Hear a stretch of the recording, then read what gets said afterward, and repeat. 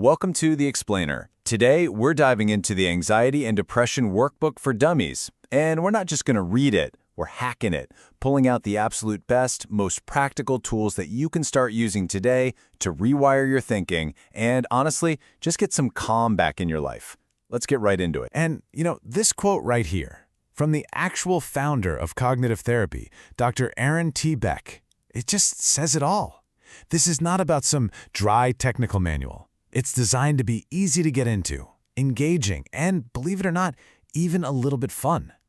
The whole point is to put you back in the driver's seat of your own mind. So, where do we start? Well, just like any problem, you can't really solve it until you understand it. The workbook's first move is to turn you into a kind of detective of your own mind, so you can see exactly how anxiety or depression might be coloring your thoughts. And it all starts with this core question. This really gets to the heart of it, because a lot of the time it's not just a feeling of sadness or worry that's the issue. It's the pattern of thinking behind it that's got all the power. So what does that look like in practice? Just take a look at these. They're pulled right from a quiz and a book. Do any of these sound familiar? Maybe a little too familiar. The really important thing here is realizing that these aren't just you. These are common, identifiable thought patterns.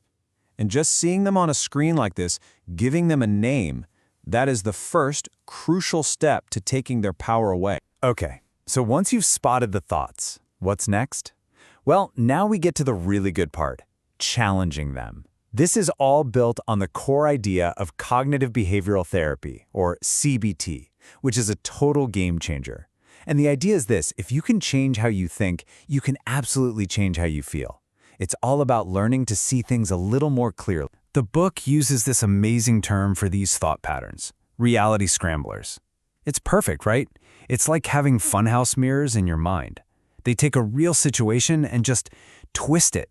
They blow up the bad stuff, shrink the good stuff, until what you're seeing isn't reality anymore. And that warped view is what fuels anxiety and depression. So how do you fight back against these reality scramblers? Well, the workbook has this brilliant metaphor. Don't just accept your negative thoughts as fact. Put them on trial. And this, thought court, is how you do it. It's so clever. Instead of just letting a negative thought run wild, you stop and become the judge. First, you identify the malicious thought, the one that's really causing all the trouble.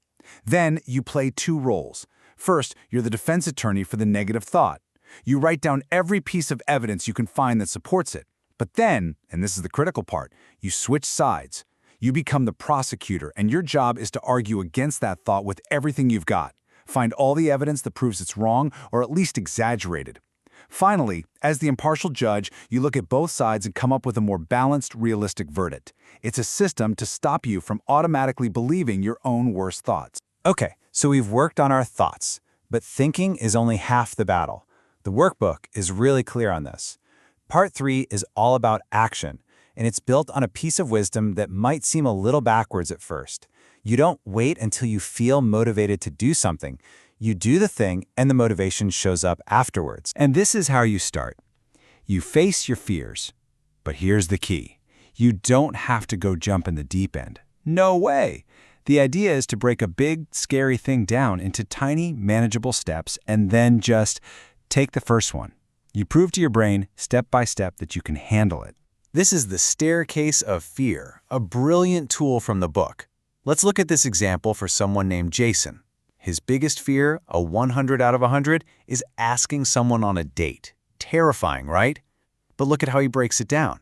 He starts with something that's only a 25 on the fear scale, just asking a store clerk for help. Then he moves up to eating in the lunchroom.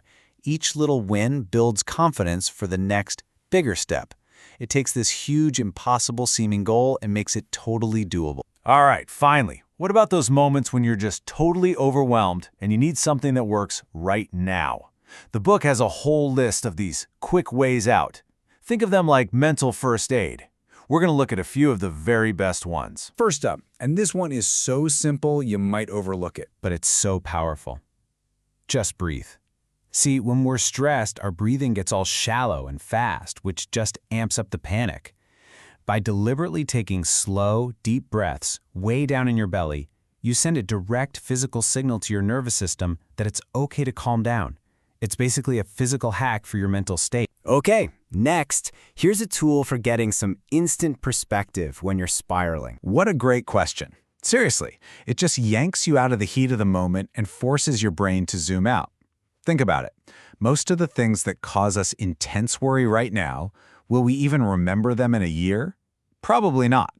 This one question can shrink a monster of a problem down to a manageable size. All right, this next one's for all the animal lovers out there. And this isn't just some fluffy, feel-good advice. It's backed by actual science.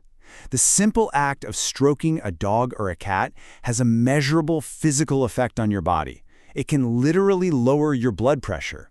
It's an instant hit of simple, uncomplicated comfort. And our final quick tip, a really powerful mindfulness technique. Think about it. Anxiety almost always lives in the future, right? It's all about what if this happens. And depression often lives in the past, stuck on regrets.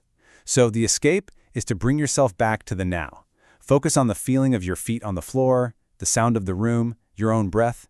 By grounding yourself right here, right now, you step out of those time traps and back into the only moment that's actually real. So, there you have it. We've talked about analyzing your thoughts, taking them to court, building a staircase to face your fears, and a handful of quick fixes for when you're overwhelmed.